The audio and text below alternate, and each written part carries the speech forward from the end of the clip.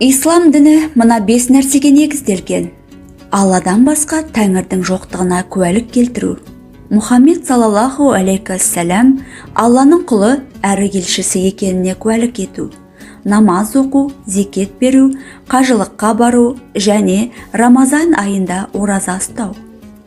Кім-де-кім Рамазан айының оразасын ұстап, одан кейінгі Шәуәл айында 6 күн ауыз бекітсе, жыл бойы үзбей ораза ұстағандай сауап алады.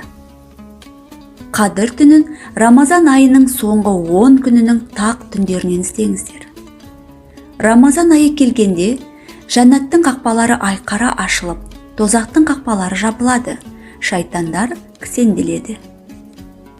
Кім-де-кім ауыз бекіте тұра өтірік айтуын қоймаса, әрі алаяқтық істеуін доғармаса, оның ішіп жеуден ғана тыйылғаны Алла тағалаға қажет емес.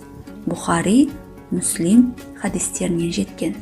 Қымбатты менің көрермендерім, видеоны соңына дейін көрген болсаңыздар, маған тіркеліп, пікірлеріңді білдіріп, қолдау көрсетіп кетіңіздер. Аман болайық.